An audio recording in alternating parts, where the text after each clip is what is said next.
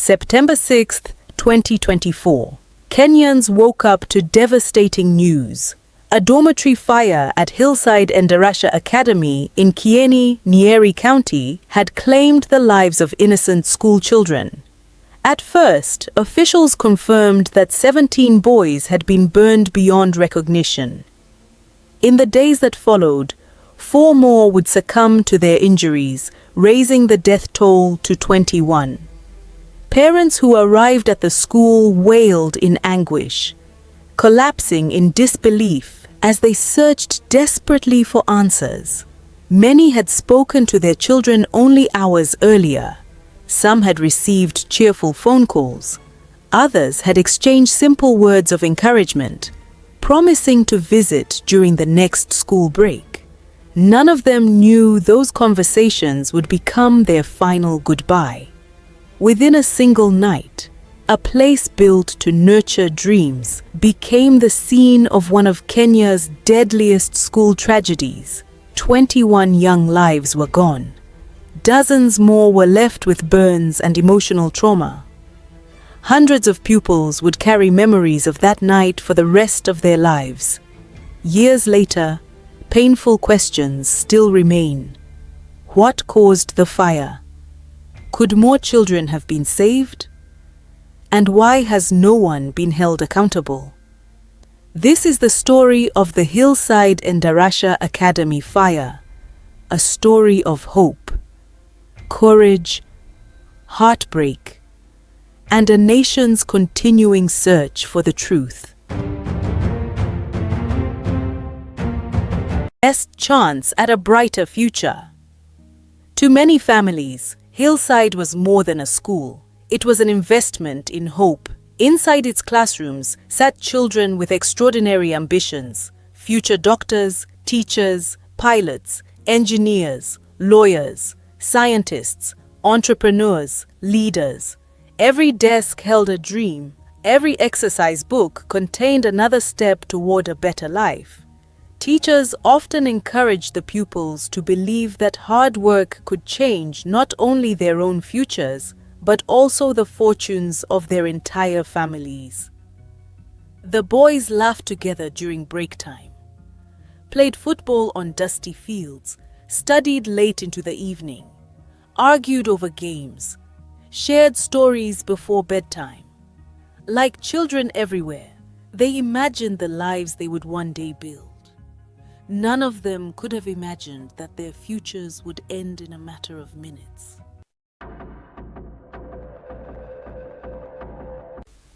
Thursday, September 5th, 2024.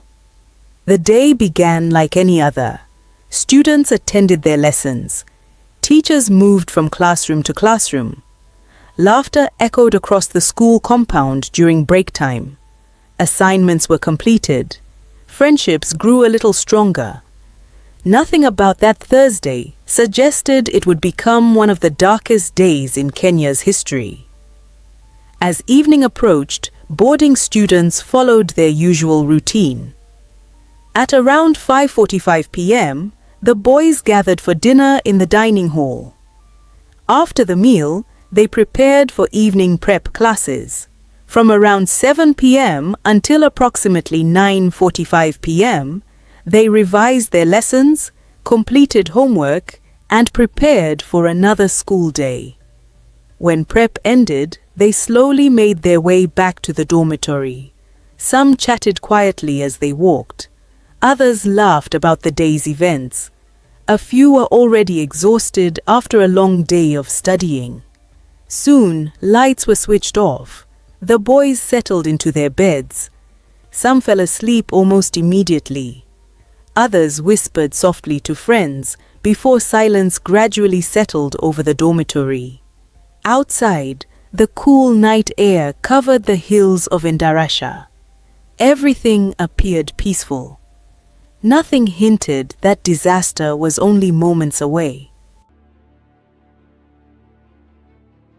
That night, approximately 164 boys were sleeping inside the dormitory. Later, investigations would reveal concerns about how crowded the building had become. Rows of wooden double-decker beds filled nearly every available space. The walkways between them were narrow. Even during normal conditions, moving freely through the room required squeezing between closely packed beds. In an emergency, every second matters. Every obstacle can mean the difference between life and death. Investigators also noted that sections of the dormitory had been partitioned using timber, while many of the beds were made from wood. Fire safety experts would later question whether these materials helped the flames spread more rapidly once the fire started. The dormitory stretched for nearly 100 feet and had 3 doors. As investigators reconstructed the events of that night, they carefully examined the building's design, emergency exits, and overall safety measures. Those questions would later become central to the investigation. Kenya's school safety guidelines are designed with one goal above all else: to protect children. Boarding dormitories are expected to have enough space between beds to allow quick evacuation during emergencies. Corridors should remain clear. Emergency exits should always be accessible. Doors should open outward to allow pupils to escape quickly. Most importantly, no dormitory door should ever be locked from the outside while children are inside. These are not merely recommendations. They are life-saving measures developed from lessons learned after previous school tragedies. Because when fire breaks out, panic spreads within seconds, and every second can save a life. As investigators later examined Hillside Endarasha Academy, many began asking whether every one of these safety standards had been fully observed. Around 11 p.m., as the night grew quieter, most of the boys were asleep. Then, everything changed. Several survivors would later recall waking up to an intense wave of heat. Others remembered the thick smell of smoke filling the room before they even understood what was happening. Confusion quickly turned into panic. Children sat upright in their beds. Some shouted to wake their friends. Others instinctively reached for the nearest exit. Within moments, flames were spreading through parts of the dormitory. The room that had been silent only seconds earlier erupted into chaos. Smoke thickened rapidly. Visibility disappeared.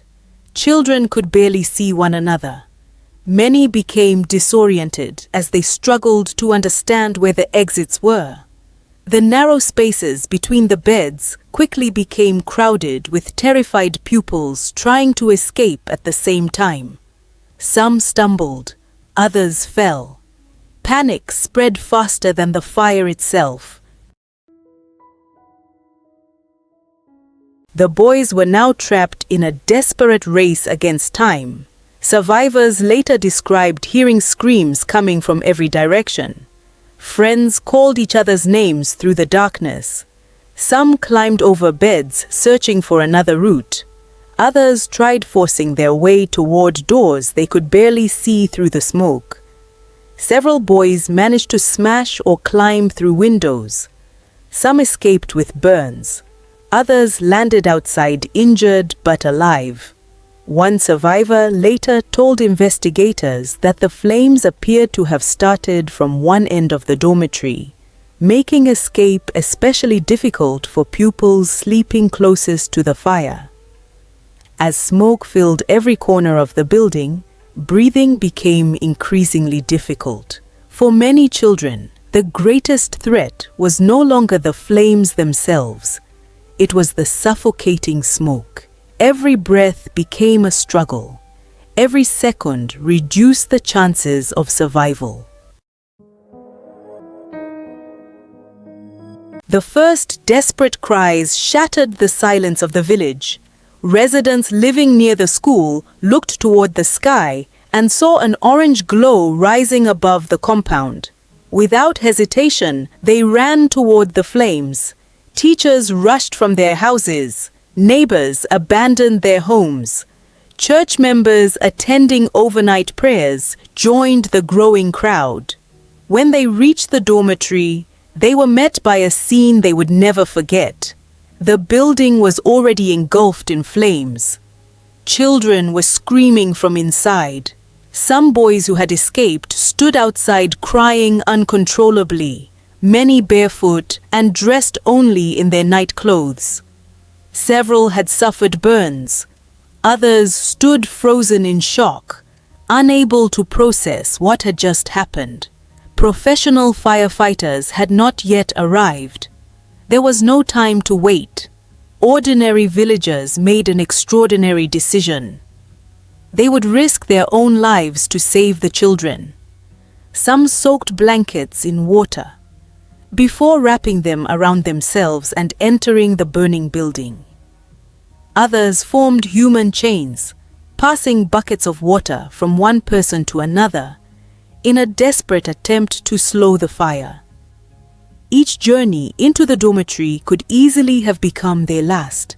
Still, they continued, again and again, hoping that every child carried out alive would spare another family unimaginable grief.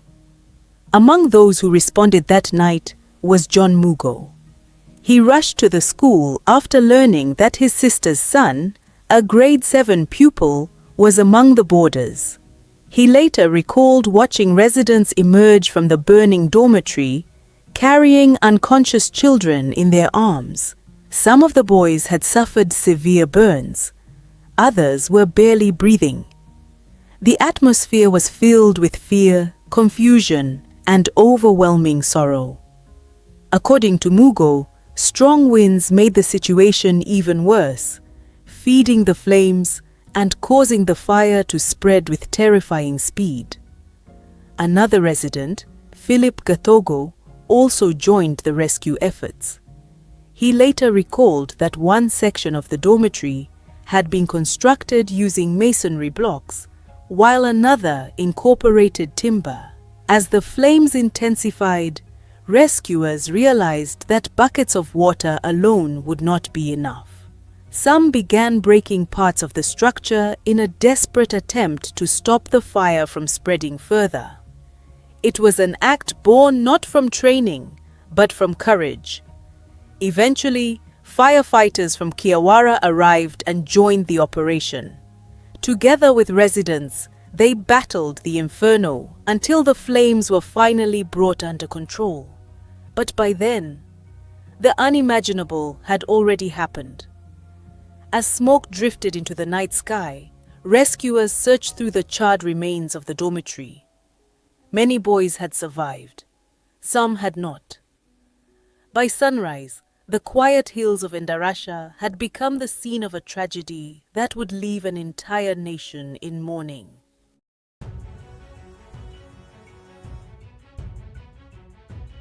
The first light of dawn crept slowly across the hills of Endarasha on the morning of September 6, 2024. What had been a quiet boarding school only hours earlier had become the center of one of Kenya's worst school tragedies. The smell of smoke still lingered in the air. Firefighters continued cooling the charred remains of the boys' dormitory.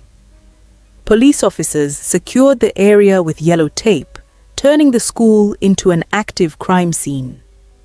Ambulances moved in and out of the compound. Medical personnel hurried between survivors, while officers tried to establish exactly what had happened during the night. Around them stood teachers, residents, rescuers, and emergency workers, many still trying to process the horror they had witnessed. The silence that followed the fire was unlike any other. Only a few hours earlier, the school had echoed with the laughter of children. Now it was filled with tears.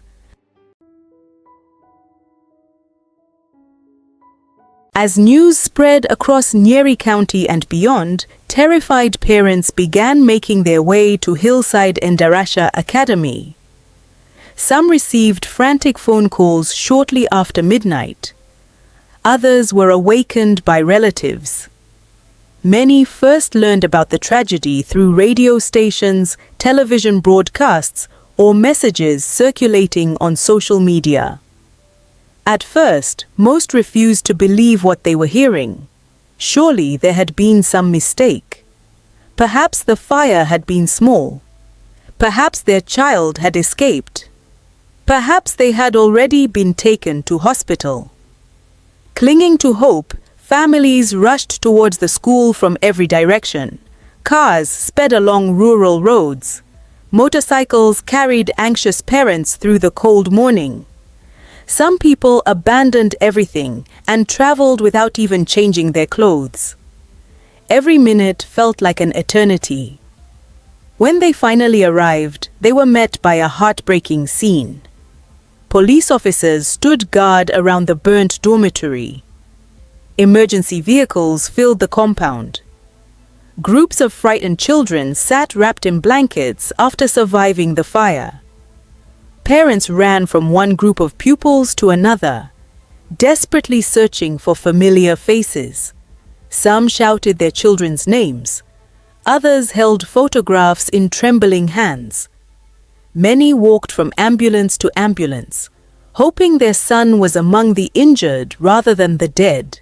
Several rushed to nearby hospitals. Some traveled from one medical facility to another throughout the day, refusing to stop searching until they found answers. As hours passed, government officials worked to identify survivors and account for every pupil. It was an enormous challenge. Many children had escaped through windows before running into nearby villages. Others had been taken to hospitals by neighbours before authorities arrived. Some had already been reunited with relatives. The confusion made it difficult to determine exactly who was safe and who was still missing. Every announcement raised hopes for one family while crushing another. Some parents embraced their children through tears of relief. Others continued waiting, watching, praying, hoping their child would somehow appear. For too many families, that moment never came. One unforgettable scene captured the pain of the entire nation. As officials attempted to provide food and water for waiting parents, grieving families refused. Instead, voices rose together in heartbreaking unity. "We don't want food. We want our children." Those words echoed through the school compound. It was more than a chant.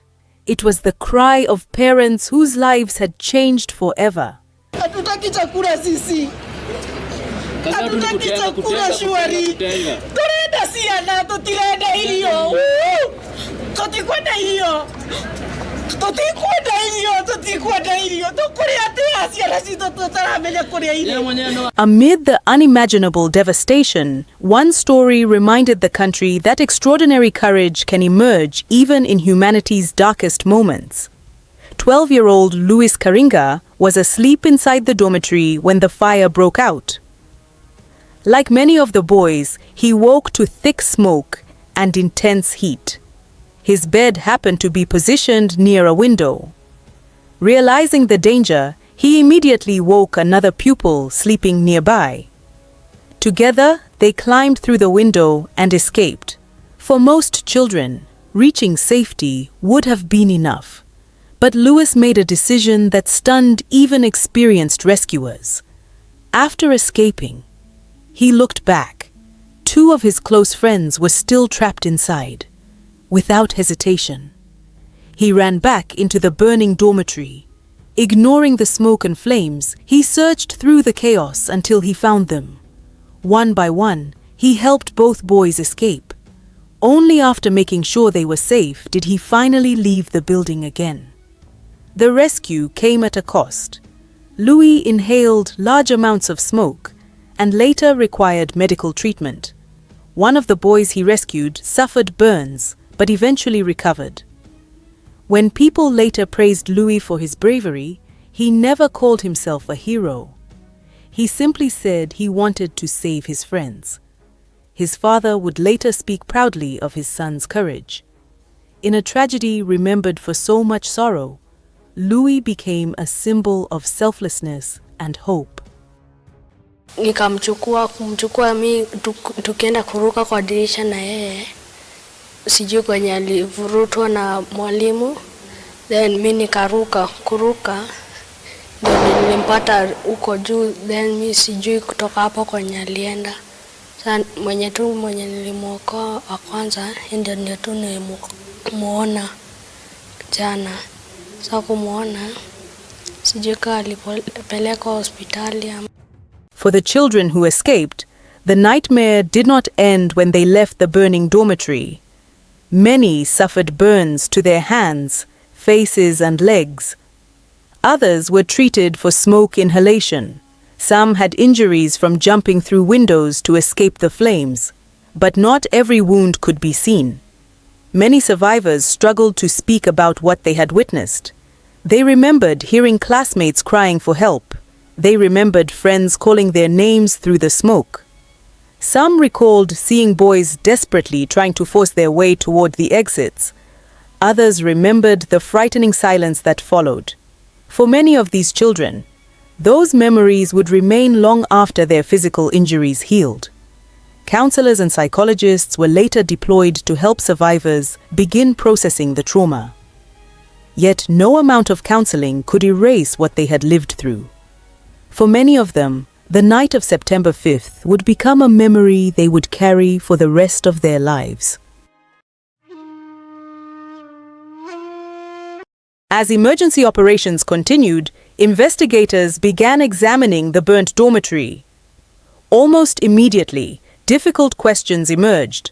Why had so many children been sleeping inside a single building? Had the dormitory become overcrowded? Were all emergency exits accessible? Were there enough adults supervising the boarding section that night? Some witnesses claimed one of the dormitory doors had been difficult to open during the emergency. Others disputed those claims. Investigators carefully documented every statement. Nothing would be accepted without evidence. Attention also turned to supervision. Questions arose about whether the dormitory patron had been present during the fire. Witnesses later stated that the regular patron had reportedly been absent after being involved in a motorcycle accident the previous day. Investigators would later examine whether alternative supervision had been provided. Security patrols also became part of the investigation. Had the boarding section been monitored regularly during the night? Could the fire have been detected earlier? Or had it spread too quickly for anyone to intervene? At that stage, no one had definitive answers, only painful questions, questions that grieving parents desperately hoped investigators would one day answer.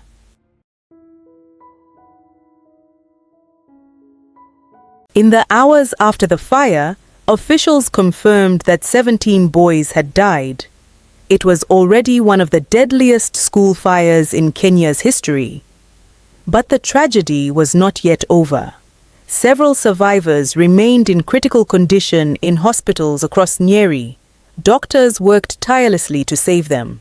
Families waited anxiously outside intensive care units, hoping for good news. Instead, more heartbreaking updates followed. One child succumbed to his injuries, then another, and another. Eventually, the death toll rose to 21. 21 children. 21 futures stolen. 21 families whose lives would never be the same again. Across Kenya, churches held special prayer services. Schools observed moments of silence. Messages of condolence poured in from across East Africa and beyond. Leaders, religious organizations, and ordinary citizens united in mourning. Yet amid the grief, one question continued to echo across the country. How could 21 children lose their lives inside a place where parents believed they would be safest? It was a question that demanded answers. And those answers would have to come from a thorough investigation. As rescue operations came to an end, detectives from the Directorate of Criminal Investigations arrived at Hillside Endarasha Academy. The burnt dormitory became the focus of one of the country's most important forensic investigations. Officers carefully photographed the scene before collecting evidence.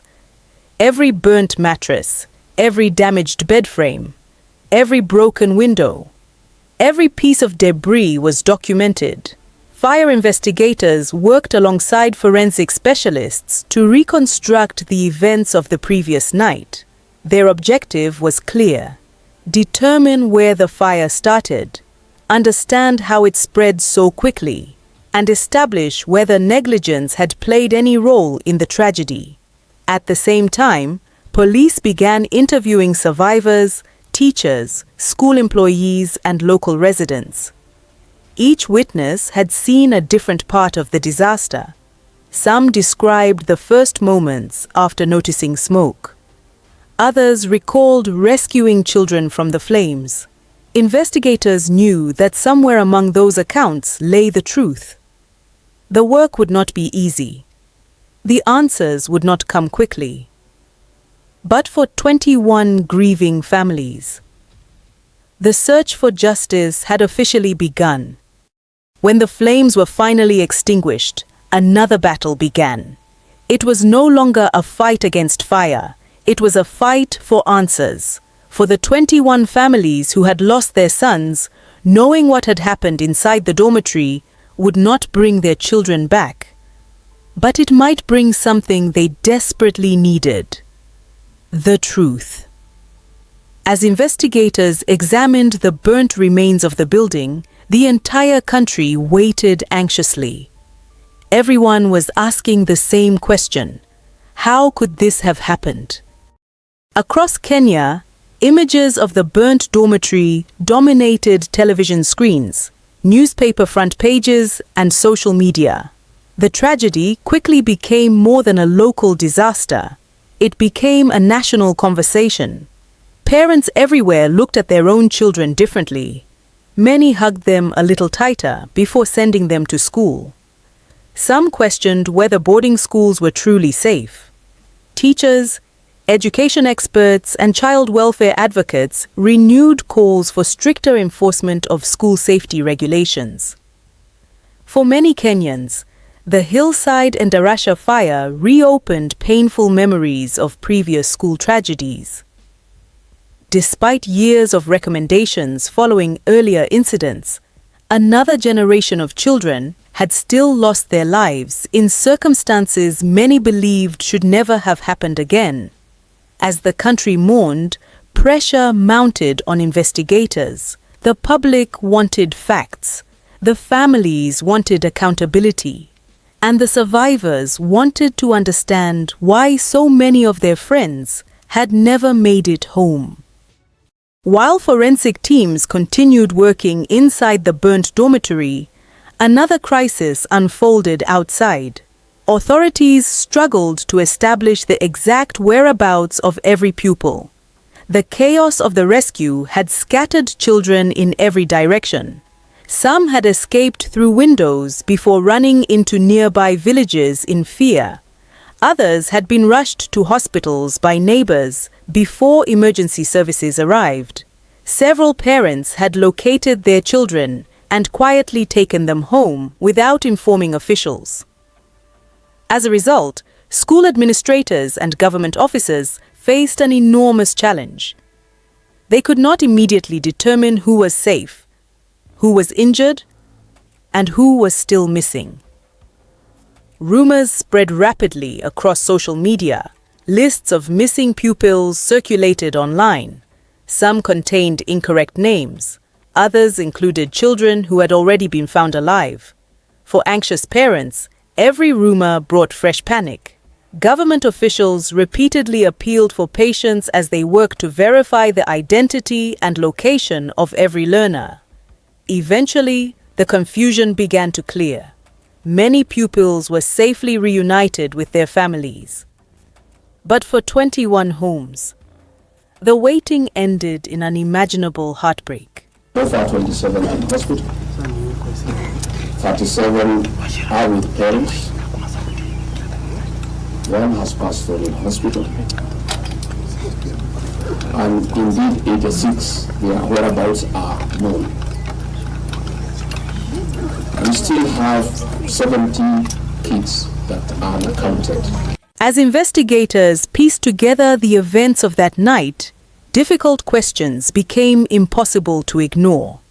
Fire safety experts closely examined the dormitory's layout. Investigators revisited concerns that had already emerged during the initial inspection. The crowded sleeping arrangements, the narrow pathways between beds, the timber partitions, questions surrounding emergency exits. Each detail became part of the investigation. Experts sought to determine whether any of these factors had delayed evacuation or increased the fire's impact. Witness statements added further complexity.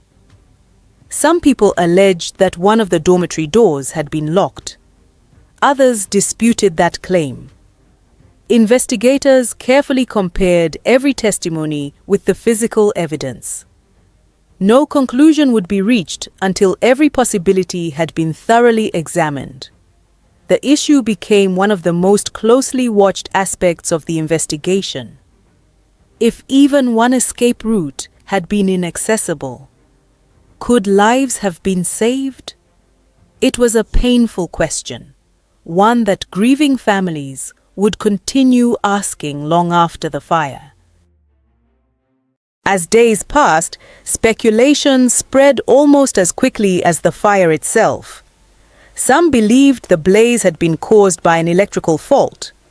Others pointed to reports of unrest among a few students earlier that day. Several media reports quoted parents who claimed their children had mentioned unusual discussions at school before the tragedy. There were also claims that a pupil had telephoned relatives shortly before the fire, but investigators repeatedly urged the public to separate rumors from facts. At that stage, none of those claims had been confirmed as the cause of the fire. Detectives warned that spreading unverified information could interfere with the investigation and cause additional pain to grieving families. The truth, they said, would come from forensic evidence, not speculation. Several days into the investigation, one possible explanation was carefully examined. Could the fire have been caused by an electrical fault? Engineers from Kenya Power inspected the electricity supply serving the school. After completing their preliminary assessment, the company announced that there was no indication that the fire had originated from the external power supply.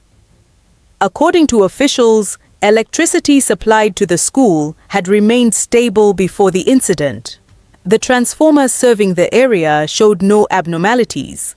The prepaid electricity meters were also found intact. While those findings ruled out one possible cause, they did not explain what had actually started the fire. The mystery remained. At the time when the fire incident occurred, supply was stable on this line with no reported incidences. Number 2, all Kenya Power installations, including the meter, supply cable, earthing, low voltage and high tension fuses, and the transformer were intact. For many families, the hardest days were still ahead. The intensity of the fire had left several of the victims so badly burned that visual identification was impossible. Forensic specialists faced the heartbreaking task of identifying the children through DNA analysis. Chief Government Pathologist Dr. Johansen Oduor explained that many of the bodies had suffered extensive burns, making scientific identification the only reliable option. Investigators carefully collected DNA samples from the victims. Parents were then asked to provide their own samples for comparison. It was another painful ordeal. Many families had hoped to take their children home immediately. Instead, they entered another agonizing period of waiting. Every phone call brought anxiety. Every passing day prolonged their grief.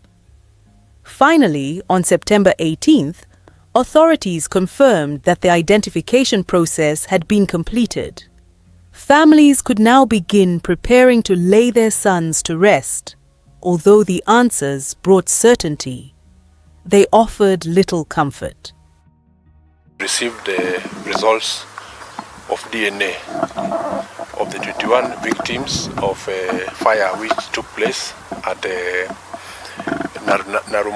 Endarasha Hillside Academy, and all the 21 students have now been identified through DNA. As the identification process continued, Kenya mourned. President William Ruto directed government agencies to support the affected families and ordered a full investigation into the tragedy. Hospitals across Nyeri continued treating injured survivors. Counselors were deployed to assist traumatized pupils, teachers, and grieving relatives. Across the country, schools observed moments of silence. Churches held memorial services. Communities gathered in prayer. Flags flew at half-mast in honor of the children whose lives had been cut short. For a brief moment, political differences disappeared. The nation grieved together. Yet behind the public mourning, another emotion was beginning to grow. Frustration. Many Kenyans believed sympathy alone was not enough. Parents wanted more than condolences. They wanted answers. They wanted accountability. One by one, the boys were returned to their families. Across villages in Nyeri and neighboring counties, funeral preparations began. Homes that should have been planning for the next school holiday instead prepared for burial ceremonies. Small white coffins arrived where school buses had once dropped children off with smiles and excitement. Parents who had dreamed of watching their sons graduate now stood beside freshly dug graves. The contrast was heartbreaking. School uniforms still hung neatly inside bedrooms. Exercise books remained open on study tables. Some homework had never been completed. Football boots sat untouched. Favorite toys remained exactly where they had been left. Life had stopped. During funeral services, classmates struggled to understand why their friends would never return. Teachers fought back tears as they paid tribute to pupils they had watched grow. Many parents described an overwhelming emptiness that words could not express. One grieving parent said it felt as though a part of their own life had been buried alongside their child. Across the country, millions of Kenyans followed the funerals with heavy hearts. They mourned children they had never met. Children whose dreams had mirrored those of countless others across the nation. The 21 boys had become more than victims. They had become a symbol of every parent's greatest fear. For the bereaved families, however, the funerals did not bring closure. They only marked the beginning of a lifetime without the children they loved. And as the last prayers were said, another question lingered in the silence. Who would be held responsible? That question would soon move beyond the school compound, into the courtroom, where the search for justice would continue. Till we meet again, our beloved, may you dance with angels in heaven. Safiri Salama. For the families of the 21 boys, the funerals marked the end of one chapter. But they did not mark the end of their pain. As relatives and neighbors returned to their daily lives, grieving parents were left to face a silence that no home should ever know. Bedrooms remained exactly as their sons had left them. School uniforms still hung neatly in wardrobes. Exercise books lay open on desks, filled with unfinished assignments. Some beds remained untouched because parents simply could not bear to move them. Birthdays came and went. School terms resumed. Life continued for everyone else. But for 21 families, time seemed to stand still. Their children had left home carrying books and dreams.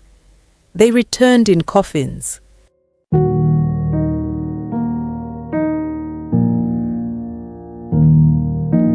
As the country mourned, attention gradually shifted from grief to accountability. Many Kenyans wanted to know whether the tragedy could have been prevented. The Hillside Endarasha fire inevitably drew comparisons with previous school disasters.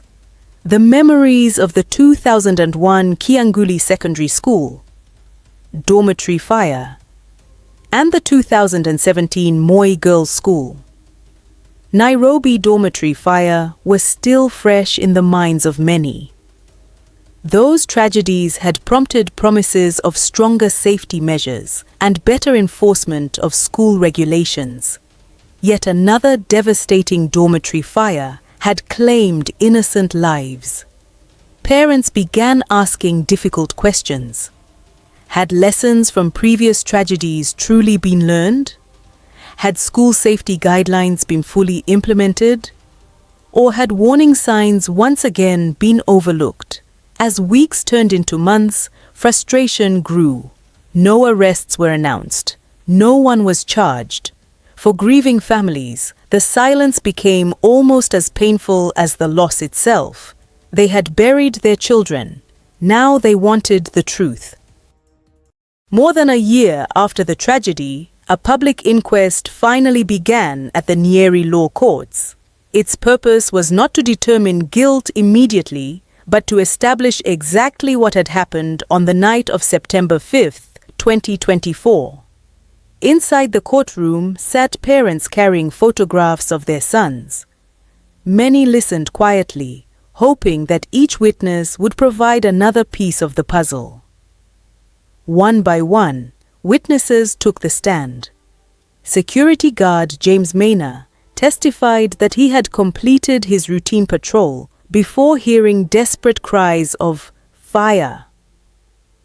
He told the court that the dormitory normally had 3 doors and that 2 were usually left unlocked at night. He also testified that the regular dormitory patron had reportedly been absent after being involved in a motorcycle accident the previous day. His testimony answered some questions, but it also raised new ones. Could anything more have been done before the fire spread? Was the level of supervision sufficient? Those questions remained at the center of the proceedings. Another key witness was CCTV technician James Githinji. Just 6 days before the fire, he had serviced the school's surveillance system. According to his testimony, all 11 CCTV cameras were functioning properly after maintenance. Several new cameras had been installed to improve coverage around the school compound. The recording equipment had also been replaced. Everything appeared to be working as expected.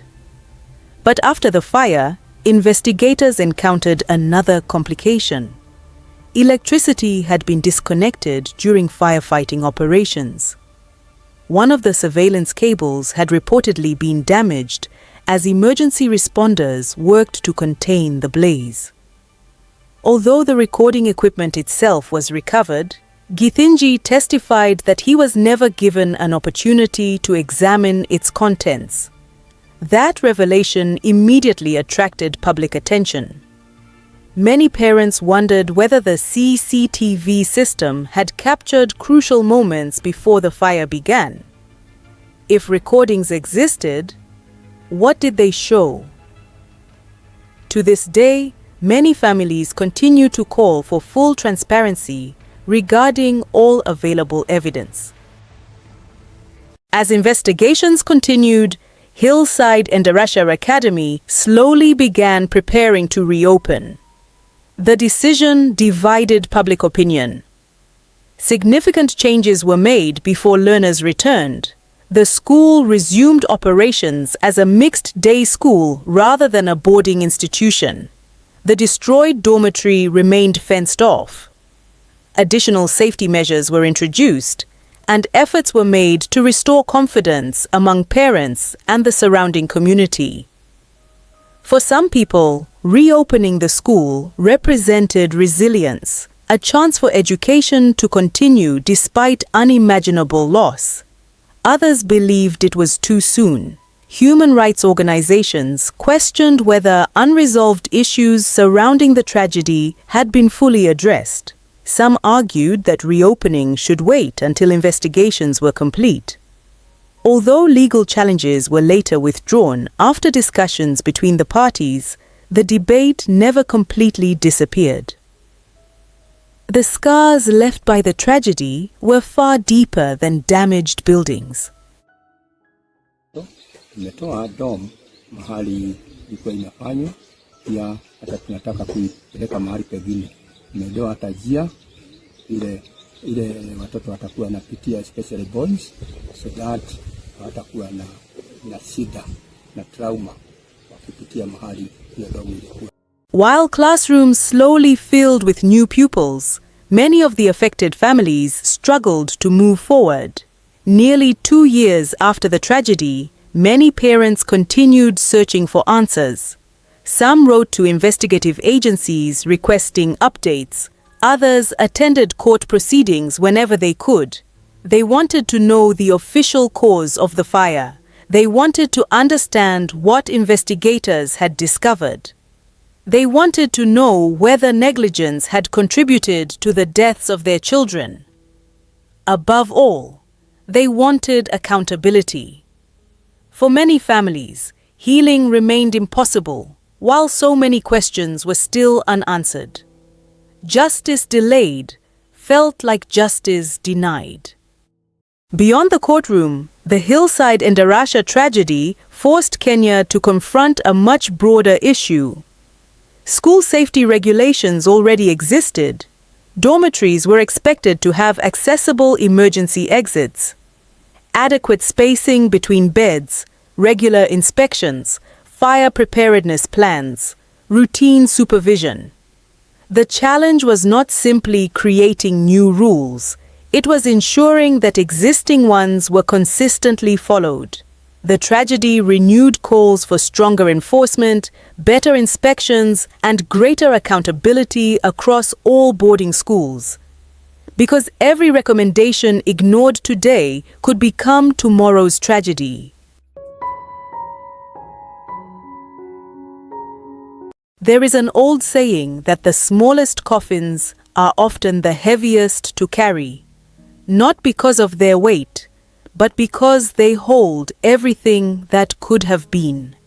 Unfulfilled dreams, unwritten stories, a future that will never be lived. 21 boys went to bed on the night of September 5th, 2024, expecting to wake up for another ordinary school day. Instead, 21 families woke to the worst phone call any parent could ever receive. Nearly 2 years have passed. Investigations have continued. Witnesses have testified. Court proceedings have unfolded. Yet for many parents, one question still echoes louder than every other. Why? Why has the government made the report public? Is there something they know that we don't? Why did their children die? Could they have been saved? Will anyone ever be held responsible? Perhaps one day the courts will provide those answers. Perhaps the complete truth will finally emerge. But even then, no judgment can replace a child. No verdict can restore a stolen future. No compensation can fill the empty chair at a family's dinner table. Parents should never have to choose a coffin for their child. They should be choosing school uniforms, birthday gifts, graduation clothes, wedding suits. They should be watching dreams come true, not watching those dreams lowered into the ground. One grieving parent expressed the family's pain with heartbreaking simplicity. The world came down tumbling on us, and today nobody seems to care. We're on our own. Those words continue to resonate with many families still searching for answers. The story of Hillside Endarasha Academy is not only about tragedy, it is also about courage. The courage of neighbors who rushed into flames to save children they had never met. The courage of rescuers who risked their own lives without hesitation. The courage of survivors who continue to live with memories no child should ever carry. And the courage of parents who continue to seek truth and accountability despite unimaginable loss. If there is one lesson this tragedy leaves behind, it is this: a school should always be a place where dreams are protected, never where they come to an end. May the memories of the 21 boys of Hillside Endarasha Academy continue to live on. May their story inspire stronger school safety standards, greater accountability, and a renewed commitment to protecting every child entrusted to our schools. And may every family still searching for answers one day find the truth they deserve. Till we meet again, our beloved, may you dance with angels in heaven. Safiri Salama. Thank you for watching. If this story moved you, consider sharing it so that the memories of these children are never forgotten. Their lives should be remembered not only for the tragedy that claimed them, but for the dreams they carried, the joy they brought to their families, and the futures they never had the chance to fulfill. Rest in peace to the 21 boys of Hillside Endarasha Academy. You will never be forgotten.